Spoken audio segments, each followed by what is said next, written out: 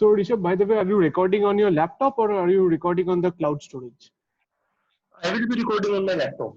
Cool, cool, cool. Okay. So we have 5 participants up till now, so we can wait. I think 5 more minutes. 5 more minutes. That's 11:30. Okay. So you will introduce, huh? Yeah, that's the plan. Oh. Cool. Okay. Wait a sec.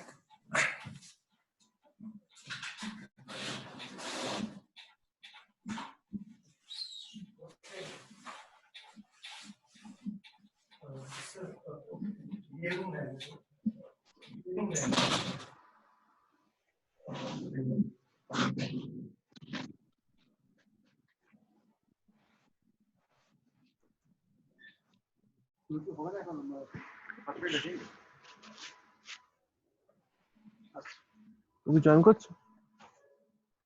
হ্যাঁ, 5 minute.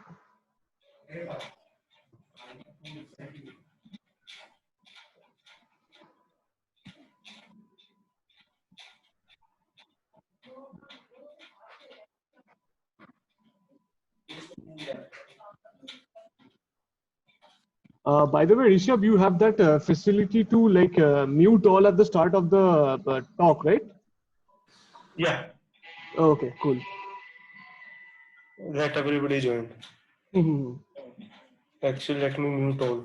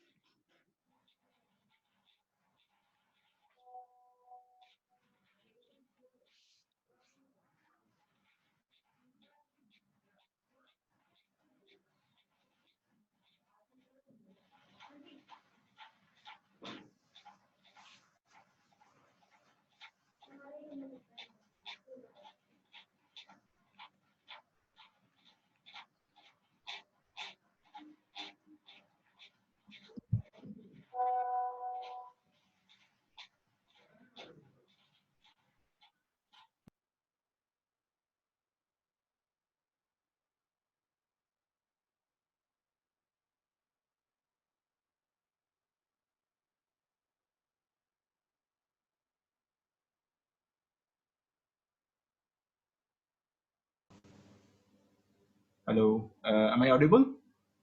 Yeah, you're audible. Okay, so let me share my screen now. Okay, can you see this? No, I mean, nothing till now. I mean, I can just hear your voice. Okay, okay. This...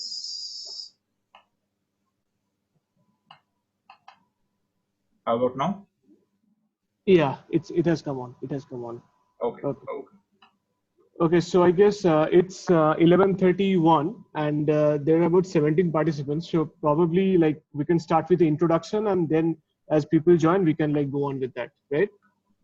Would you like to wait for a couple of minutes if more people are joining? Yeah, okay. We'll wait Yeah, for yeah. 3-4 minutes more. Yeah, because I don't want people to miss the initial part. Like then, Yeah, sort of, absolutely. yeah. Yeah.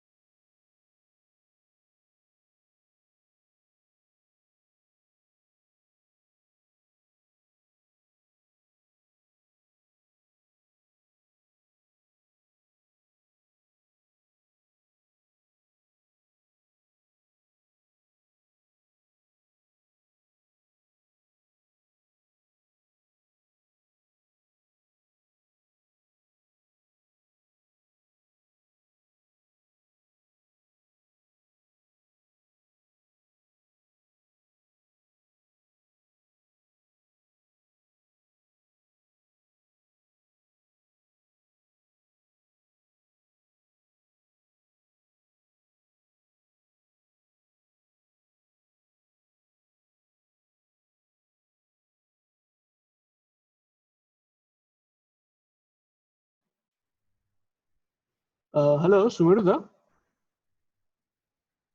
Yeah, should I Hello. start? Yeah. So we are recording the talk. So is that Yeah, okay that's by fine. you? Yeah. It's Okay. absolutely fine. Thank you.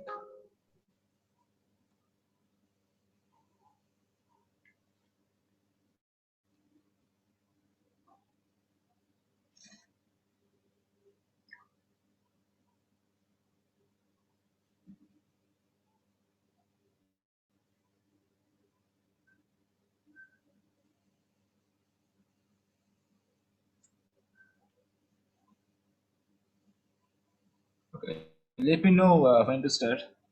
Yeah. So I guess it's 11:35. So we can start. Like, let me introduce you to the audience, and then like you can take over from there. Yeah, sure. Yeah. Okay.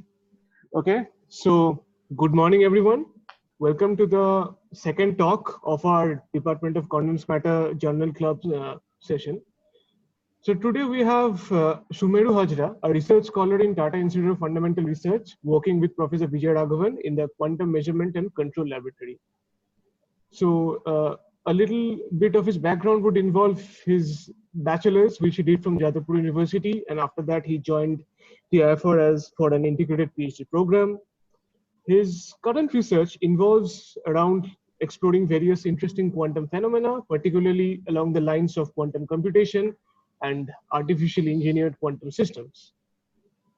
So apart from his academic backgrounds, he's also very fond of paintings and sketches, which many of you know, and along with some digital arts and cartooning, which probably like he can elaborate more after the end of the talk. So without much further ado, I've introduced the speaker, so let him take over for let him take you guys over for a journey in the wonderful world of quantum computation. So Sumeruda, it's over to you. Yeah, thank you, Shamak, for the wonderful introduction. And I'd like to thank the organizers for taking the initiative of this student talks and also finding that age-old photo of mine to put on the poster. And it's a request to the participants that you can stop me at any point if you want any clarification and if you want me to go slow or faster. So with that, I'll start. As Shomak mentioned, I work in QMAC lab in TIFR, and mostly I work on scaling up multiple qubits, and we're trying to get a few qubit quantum processor in near term. And I'll explain those things in the upcoming slides, and hope you have a wonderful journey ahead. So first, yeah. So first, let us assume that quantum computers are great. So quantum computers uses the properties of quantum mechanics, for example, superposition principles or entanglement to solve certain kind of problems which are impossible to solve in classical computers in a reasonable time. And yeah, so in this talk, I'm going to explain the following. What is a qubit, how to make a qubit out of physical systems, and how to make a processor out of qubits, and finally what we do at QMAC lab. So here I will not have much time to explain quantum computing itself, but hopefully I'll be able to explain the fundamentals of the hardwares that makes a quantum computer. So first, what is a classical bit? A classical bit is just a switch which can be either in on or off state, and they comprise, they makes they makes the building block of a classical computers. We have billions of classical bits in a classical computer that you have, for example, a phone or a laptop.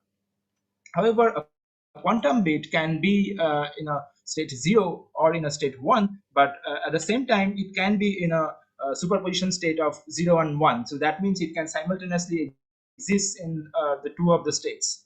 So that's what makes these machines very powerful. And a single qubit state can be represented by this equation, where these coefficients determines the state of the qubit, and as they are continuously variable, this theta and phi, you can have infinitely many superposition out of a single qubit. And in a block sphere representation, the qubit can be represented on the surface of a sphere, where the two poles are representing the 0 and 1 state of the qubit, and any other points on the surface represents a superposition state of a qubit. Okay, so now how do we manipulate a quantum bit? So in order to do that, you need to drive the two-level system at its resonant frequency with a resonant drive, and you basically turn on the drive for a finite amount of time and then turn it off. So when you do that, what you observe is called Rabi oscillation. So that means the population will gradually rotate from 0 and 1 and then come back to 0 again. So if you measure the zero state population, this is what you will see. So the zero state population starts from 1 and then diminishes to 0. So that means the population is now completely transferred to the excited state, and then it comes back to 0 here.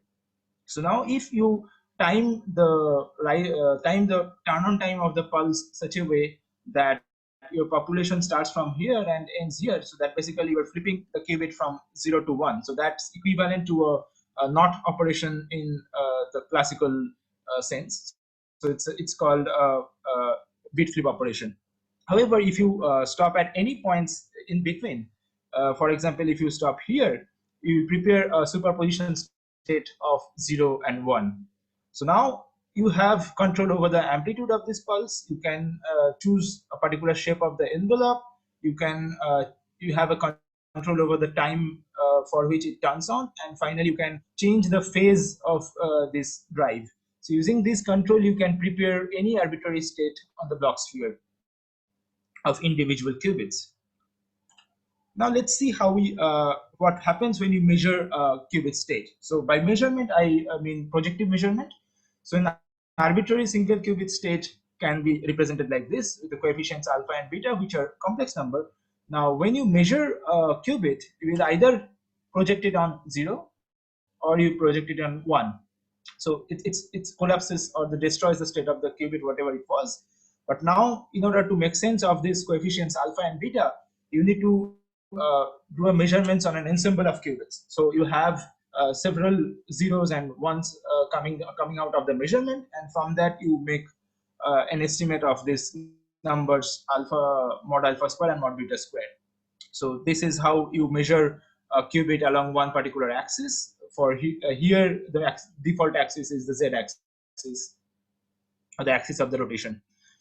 So now that we have a sense of the fundamentals of quantum computer, which is qubit, so how do we make a quantum computer out of a physical system? So the requirements are, you need to find a two-level system, of course. So out of a physical system, so it can be like performed in many platforms, as I will mention in the next slide. Then you need to be able to create any arbitrary state on that two-level system, and you need to measure the quantum state using some classical pointer. Remember, in lab you can only measure like quantities like current and voltage, so you need to map the qubit state into those parameters and make an inference.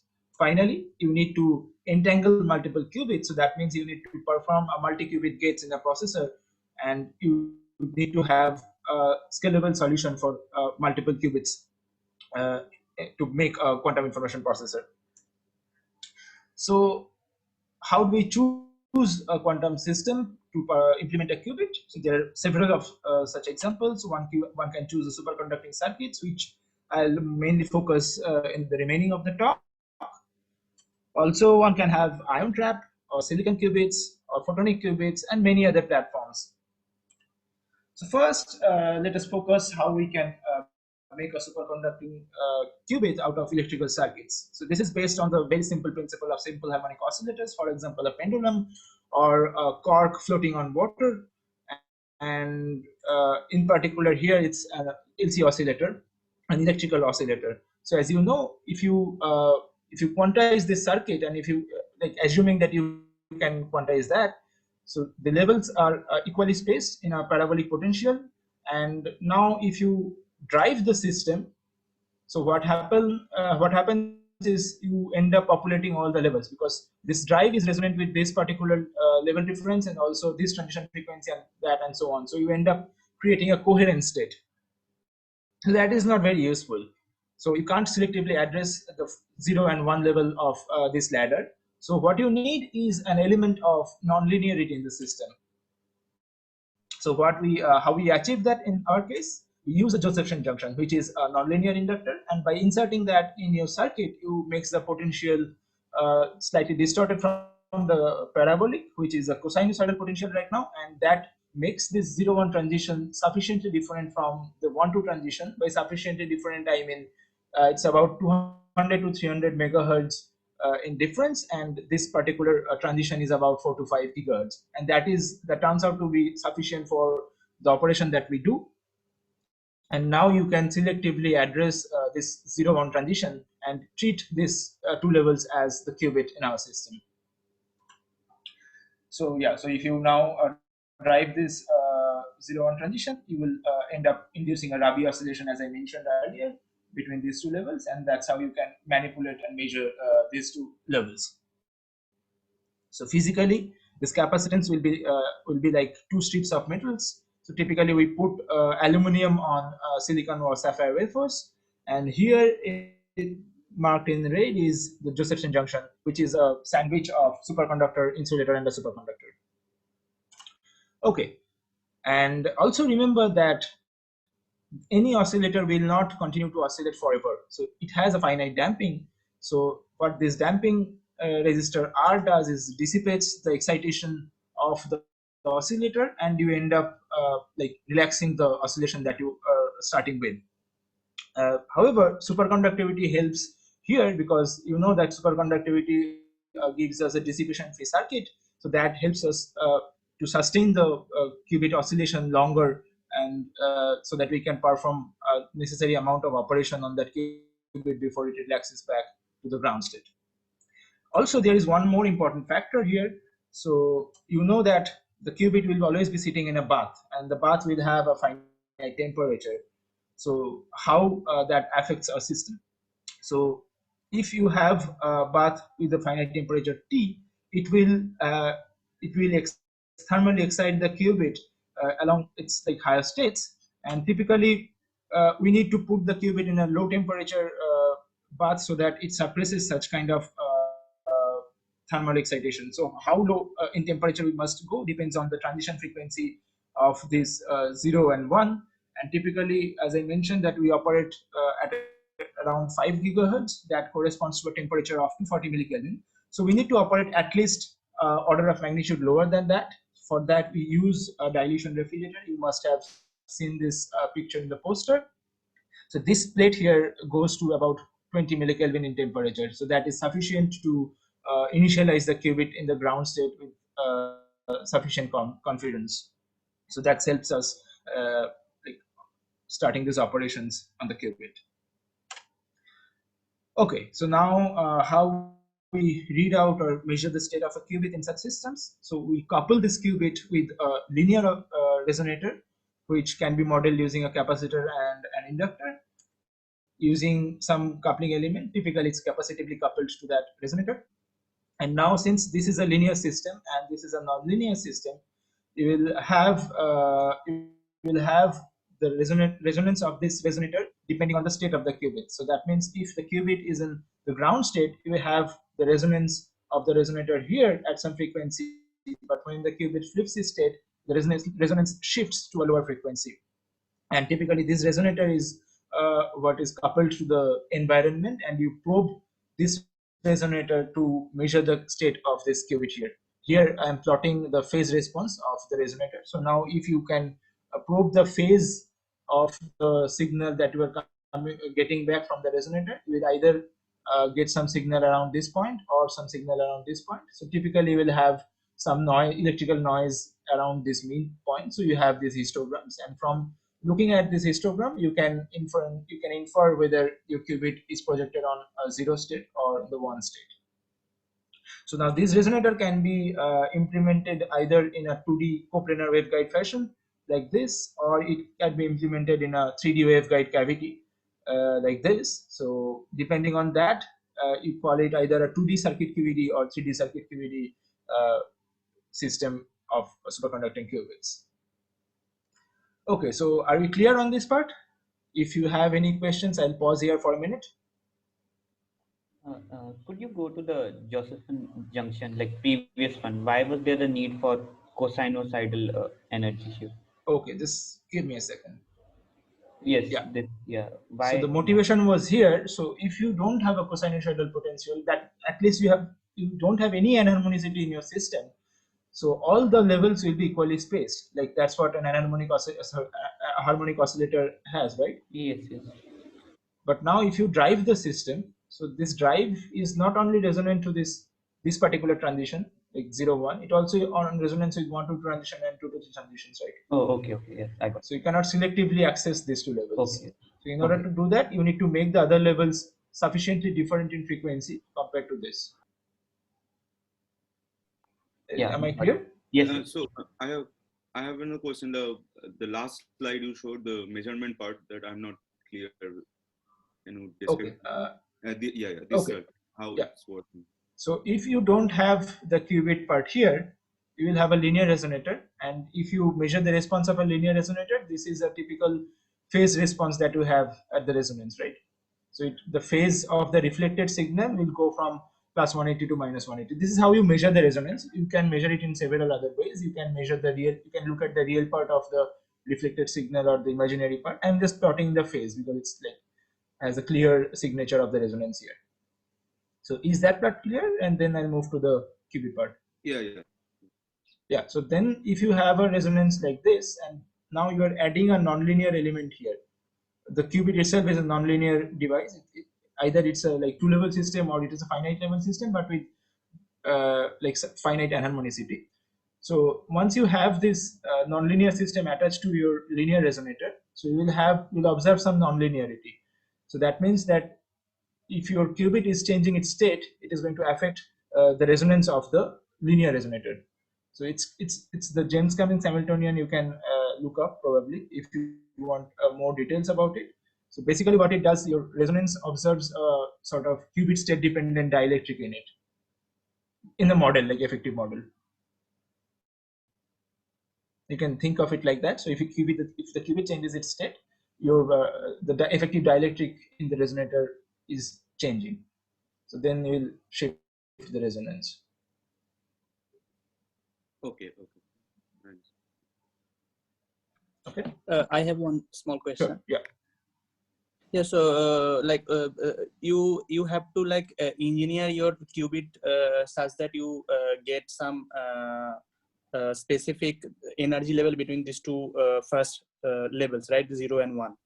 So Yeah. like experimentally, how do you do that? Okay. By Yeah. So you have capacity. two parameters here. So one is the capacitance. So you can tune the capacitance, or you can tune this Josephson inductance. But tuning the capacitance not only changes this frequency, but also changes somewhat this anharmonicity. So you need to have the capacitance in a range of values, and then with the you can fine tune the frequency using these reception junctions. But also, like that it's very difficult to produce this reception junction with very accurate values. So what you can do, you can, instead of putting a single reception junction, you can have a squid which has two reception junctions in a loop, and then you can thread magnetic flux through that loop to tune the qubit frequency very precisely. Okay, so another question. So in the last slide, where you basically say that when you measure the qubit state by measuring the resonance of the linear resonator. Yeah, so right. in the right hand panel, so you have basically some noise, I mean spread of the where the qubit is. So for that you have to have some threshold like energy difference between these two first like state of the qubit. So I mean typically what the no it doesn't depend on the energy difference of the qubit. It depends on you mean this how well these histograms are separated depends on many things. It depends on the coupling between the qubit and the readout cavity. If you increase the coupling, you will typically have further separated histograms. It also depends on the bandwidth of the resonator. So basically, we have this curve more spread out if you have a larger bandwidth. So, and it also depends on the shift. So this shift is what depends on the coupling between the qubit and the cavity. But you cannot indefinitely increase the coupling, because at some point the qubit will start seeing this environment, and that is bad for the qubit lifetime. Also, you can, so these things is an electrical noise. You can average for a longer time, so that will make the histograms sharper here. Okay. Right? Yeah. But also, okay, so basically the shift in the resonance frequency is basically I mean highly dependent on how strongly or weakly coupled your qubit is with the resonator, and depending on the coupling strength okay, and the detuning. So the qubit is kept at 5 gigahertz and the readout is thanks. At 7 gigahertz. Very large shift is also not helpful. So typically, if you have a bandwidth kappa, so you want this shift to be order of that kappa. So then you will have the maximum separation in this part. So you don't want this. You don't want this shift to be maximum. Rather, you want this separation to be maximum. So if you right. plot it, if you just shift it very further here, you will not have a very large change here. It will saturate after some point and then reduce. So that the shift should be of the order of this kappa. So then you will have maximum separation between the histograms. This is also a quite interesting problem in itself. How to increase the measurement fidelity. So how you can distinguish these two histograms better and better. So this is also some kind of problem that we're addressing in our lab, and Kishore is focusing on that kind of problem. So maybe he can elaborate on that further in one of the upcoming group meetings. Okay, thank you. Yeah, there's another question. This line you have drawn, frequency, the midway, the x-axis, is 7 gigahertz or 5 gigahertz? This is 7 gigahertz because you are looking at the cavity resonance. You are not looking at the qubit resonance. So the cavity is what coupled to the environment. So you are looking at the cavity resonance here.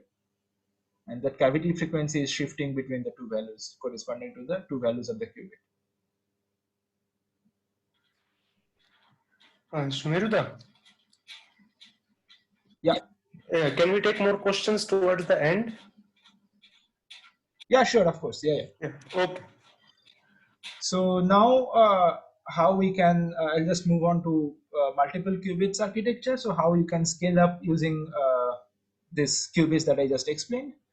So for that, we must revisit the problem of coupled oscillator, where we need to have some coupling shared between the two qubits.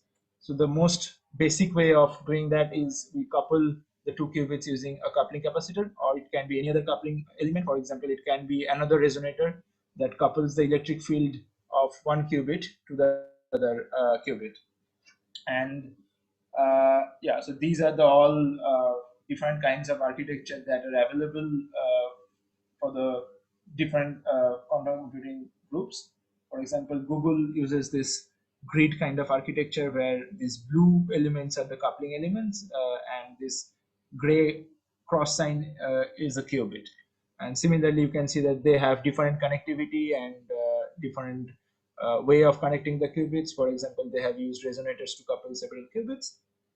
And how we implement a multi-qubit gate in this system can be broadly classified into two different kinds. So the first is a flux activated gate. As I mentioned, that using this grid you can tune the qubit frequency by changing the flux threading through this loop. So you can change the frequency of one of these levels to bring it on resonance with the other, and that will induce some coherent exchange of population between these two levels, and then you change it back to its original position. So that way you can implement a swap kind of gate. This is what is used in Google's quantum computing architecture. Alternatively, you can use some drive activated gate where you take the full Hilbert space of, for example, 2 qubits here, and you drive one of these populations at the frequency of some other transition, and that effectively turns on some interaction that can be tuned into a multi-qubit gate here. So IBM uses this kind of architectures. Both the architectures has its pros and cons. For example, here they don't need any tuning element, and they can just use it with the drive line they have. And but these kind of gates are comparatively slow, and these kind of gates are comparatively fast, but they are having some tuning element here, so that can lead to additional noise and reduced qubit lifetime. So why is it hard to make a quantum computer? So first thing is the qubit has a finite time for relaxation. So that means if you are preparing the qubit in one of the excited states, and if you wait for some time, it is inevitably going to decay back to the ground state. Also, there is one other decoherence phenomena, which is dephasing. If you are preparing the qubit in one of the superposition state, after some point, it tends to dephase all over the equator. So that happens because the qubit frequency may fluctuate over time, and then so this will basically induce a z rotation which is completely random. So if you are taking an ensemble average of this kind of dephased qubit, you will end up having this shrunken block vector, and basically you'll end up preparing a mixed state. So that is not a good news, right? So for example, if you have a calculator that gives you a right answer most of the times, but it also gives you a wrong answer because it has relaxed or dephased. So that is not very useful. So for that, we what we have is called quantum error correction, which is a very interesting and fascinating topic in itself, where we take several physical qubits to prepare one logical qubit. Basically, we map the two-level information onto a higher dimensional Hilbert space that is somewhat protected from this kind of noise, and you can measure or detect the error that has happened, and you can correct it.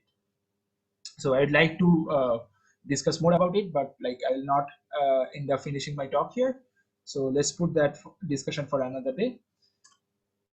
So yeah, so now this quantum error correction itself is quite hard because it needs a huge number of physical qubits to prepare a single logical qubit. So what people have come up with is called noisy intermediate scale quantum devices, which are not fully error corrected, which are prone to error, but you know what kind of error you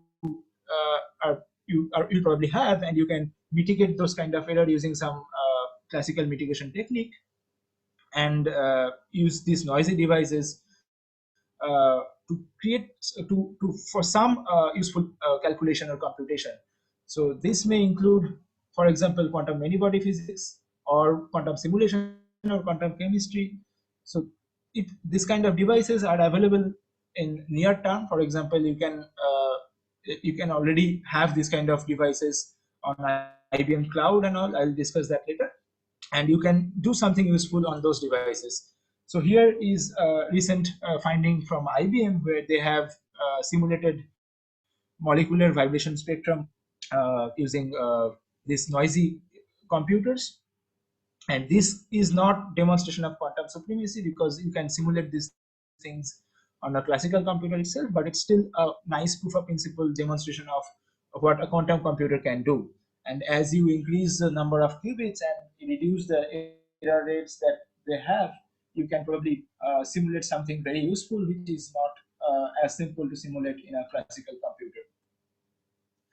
However, for this kind of devices, it's the most frustrating part is that they have limited connectivity. So if you look at all these architectures, these qubits, any qubit here is connected to only nearest neighbor qubits. So that makes it difficult if you want to perform a gate, for example, this qubit 21 to qubit 15. So you have to hop the information across several bits, and that takes a lot of gates, and the qubits have finite lifetime. If you need to put several many gates to perform a computation, that is going to end up giving a lower performance or efficiency of the algorithm. So that is not good. So here in our lab, we are trying to improve the connectivity for a small scale processor. For example, a 5 or 10 or 15 qubit processor, we are uh, uh, trying to achieve a superior connectivity between the qubits. This is one of the very earliest ideas that we came up with. So this device is a coupled 3-qubit system, which was nicknamed Trimon. So it had all-to-all coupling between the three modes, and which can be treated as a 3 qubits. And it not only have all-to-all connectivity, it can also implement a higher dimensional gate, for example, a 3-qubit gate, which is not available in the other architectures that are currently available. So they can only implement a 2-qubit gate, and in order to implement a 3-qubit gate, you need to split it into several 2-qubit gates combination, and that also takes up time and results in reduced performance. And then we try to use this multimodal devices Trimon as a building block and make a network of qubits like this. So yeah, so we had demonstrated an entangling operation between this Trimon and this conventional qubit. And if you compare the connectivity of these devices, so first I'll show you a 12 qubit devices using standard connecting architecture that I showed before, for example, Google and IBM, and it has this nearest neighbor connectivity. It has 17 bonds if you count it. However, if you make a 12 qubit processor using this Trimon and this conventional transmon, so you can have this connectivity which is significantly more dense compared to the other one. So that helps in improved implementation of quantum algorithms, and also it has native 3 or 4 qubit gates in the system. So that we hope that can be really useful for near-term quantum computing. Moreover, we have come up with another architecture which can accommodate up to 12 qubits, and it offers even denser connectivity. So yeah, so it has 54 bonds among the qubits. So this is a fairly new devices that we have come up with, and we're currently exploring the possibilities with this architecture. And finally, I'd like to conclude with the fact that it requires a lot of effort. So we require theoretical physicists to come up with novel device designs and analyze the noise source to increase the qubit lifetime. We need experimental physicists to come up with novel architecture, improve fabrication of devices, and find scalable solutions to make a quantum processor we need computer scientists to come up with new quantum algorithms that can be implemented in this noisy intermediate scale quantum computers. And finally, we also need chemists and biologists to come up with problems that can be simulated efficiently in those kind of like computers, and that they can benefit from the results that we have. And this is like a booster slide. So if you are interested to do something on your own, you can just visit this website by IBM. Here you can implement on your own quantum algorithm, or you can just go and play around with preparing arbitrary quantum state and all. And you just need to drag and drop the gates here, and the measurement is just you hit a button and it measures the qubit state for you. It's real quantum computer, it's not a simulator. So that means you are actually implementing your own algorithm on a real quantum computer. So there are several 5 qubits version of this. For that, you don't need anything. You just log in with your Gmail or any other email ID, and you can just run your algorithm there. And finally, with that, I'd like to thank you, and I'll take questions if you have anything to ask regarding what I said.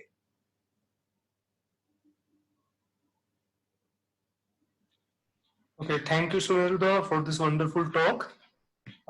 We will be now open to the question and answer session. So anybody who has a question can ask. So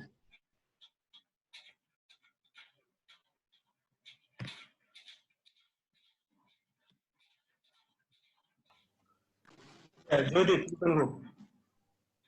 Hello, Sumeru. Yeah. Hi.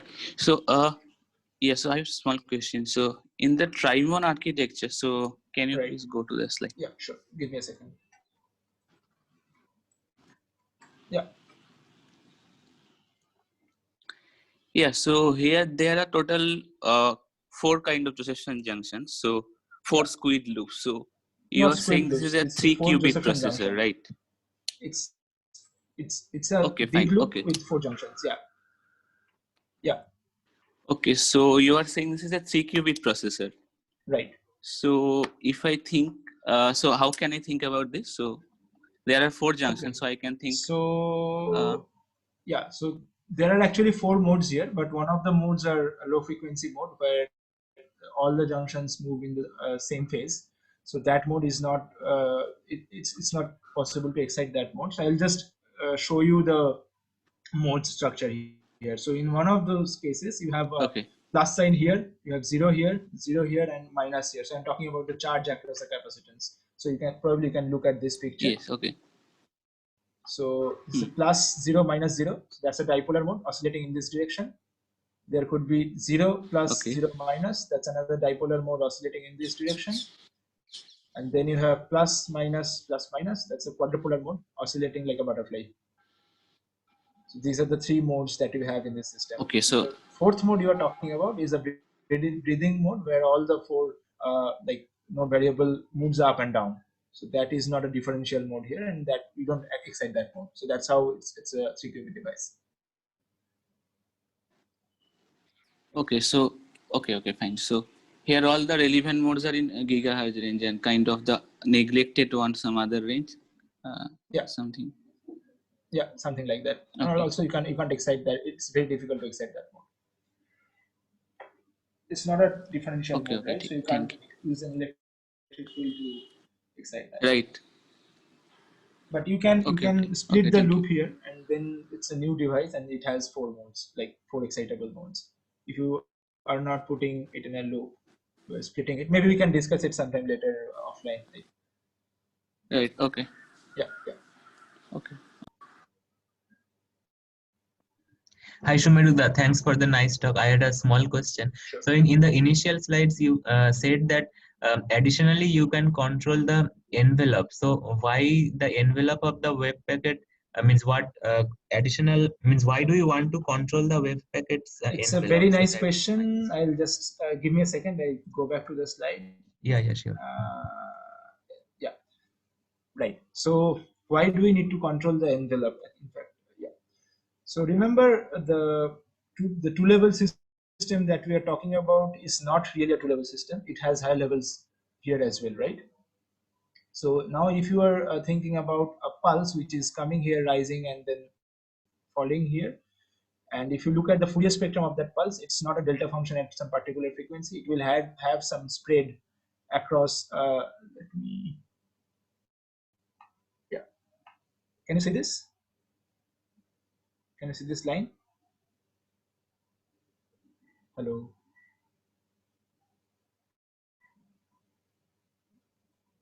Hello, yeah. We can see the line. Yeah. Okay, so if you are if you have a pulse like this, so it has a finite rise and fall time. So if you're looking at the Fourier spectrum of that, you will have a sinc function like this. Okay, pardon my drawing. So it has a finite spread in the Fourier spectrum. So that means you can have some component in this frequency as well. So this one to transition. It's not a delta function here, that the frequency of the CW that you are sending here. So that is not good because that can excite this level as well. So that's when we need to carefully shape the envelope of the pulse as well. For example, if you know that if you are using a Gaussian envelope, it will have a Gaussian spread on the Fourier spectrum as well, and that is the simplest one you can do. It typically has to do with the higher levels, and it's not a concern if you only have two levels in your system. Did I make sense? Okay, got it. And yeah, that makes sense. And how do you gain control? Means how do you control the envelope? Experiment. You use an arbitrary waveform generator to create this pulses. Okay. So you can create any arbitrary waveform. Yeah. Okay. Thank you very much. Okay.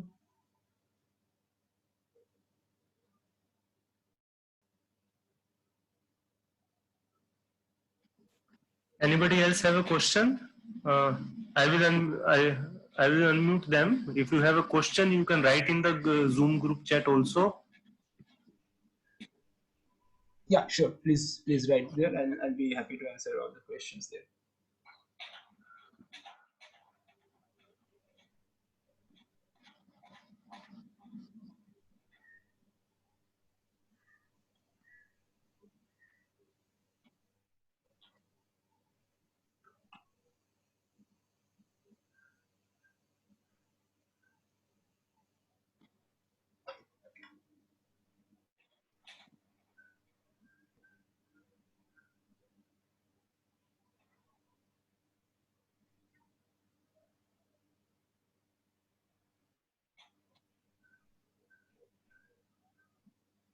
Sumeru, yeah, I have a question. So once you measure the qubit, right?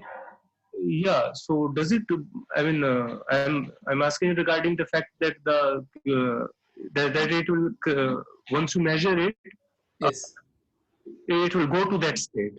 The fact of quantum mechanics. Right. Deal with that.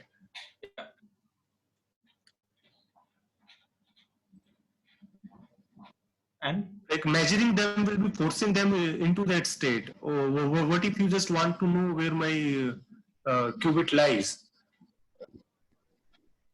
Okay, so let me rephrase your question. So you are trying to know if I measure this state, which is in arbitrary superposition, you will either get 0 or 1. So that is not the full information that you are getting. Yeah. So you'll either collapse it to 0 or 1. Yeah.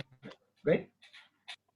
Okay, so for to know the full information, first you need to do a ensemble measurement. So you need to prepare the same state several times and measure it again and again to get a sense of these numbers.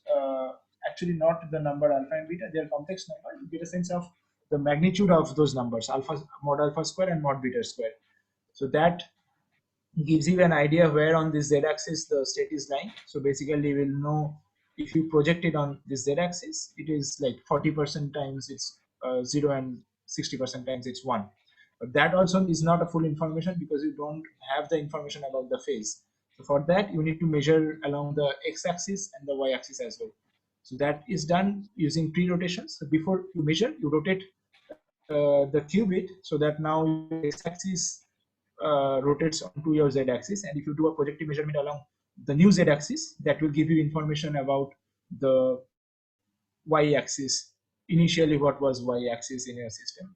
So by measuring along all three axes, you can now reconstruct the state of the qubits. It's called quantum state tomography. It's it's an optimization process as well.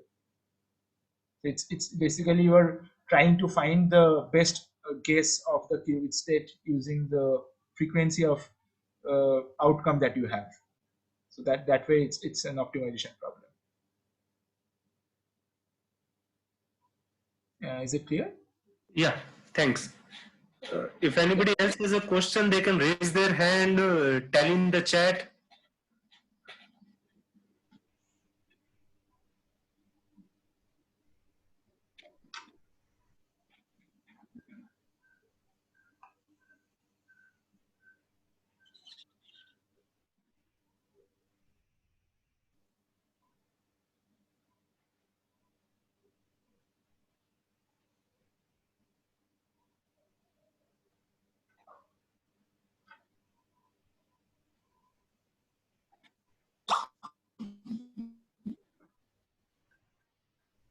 Okay, why aren't qubits scalable compared to classical bits?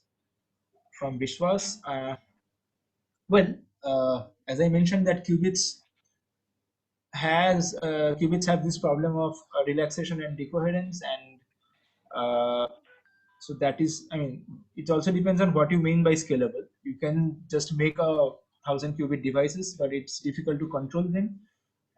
One, because there are several frequencies of those qubits and you need to be able to address them individually, and at the same time you don't want other qubits to be excited when you are trying to excite one of those qubits, and that is one problem. It's called frequency crowding. There is a problem of relaxation and dephasing, and also there are problems with like controlling architectures as well, because you need so many RF lines coming to the qubits, and people are actively working on those things, and those are all interesting topics in itself. So yeah, in that sense it's difficult. Also you need to error correct the qubits if you are talking about actual quantum computing, so that makes the requirement of number of qubits very large. Can you please explain about the implications of dephasing and how actually that affects the measurements?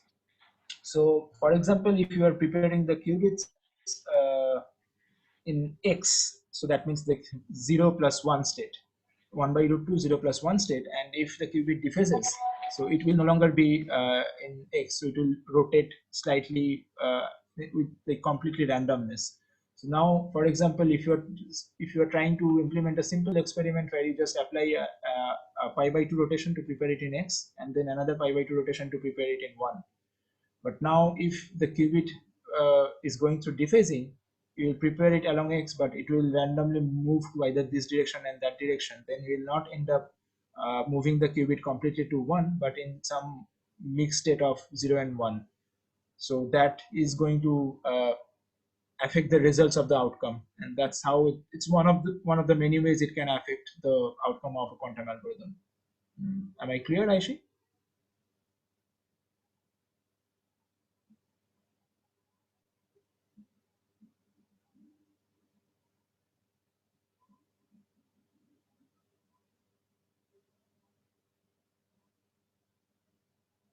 Hello.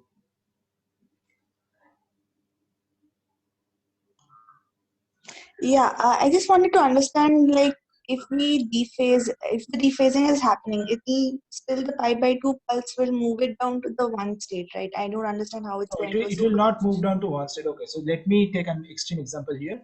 So let me annotate here. So your first pi by 2 pulse will create this along this. Okay. Now, suppose the dephasing rate is very high, and in one such random event, it moves back to that opposite part. Okay. So then the next pi by 2 pulse, which is a rotation along this direction, instead of moving that to 1, it will move back to 0. That is a wrong outcome. Once in a while, if you are having like random kick along this direction or that direction, so it's going to give you some random result here. So you will not end up going to 1. You will be at the middle at some random point. So that's not going to help.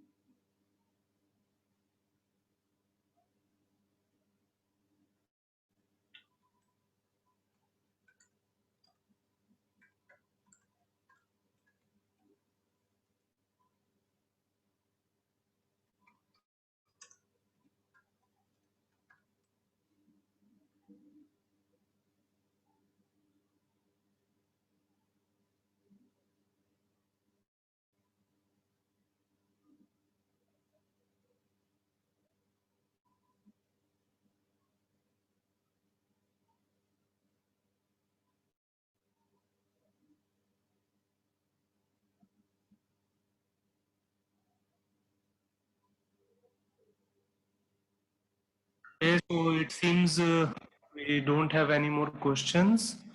So thanks for this wonderful talk, Sumeru. Thank you. Thank you for inviting me and having this wonderful seminar. Yeah, so we will be concluding here. Oh, thank you. Thank you, everyone.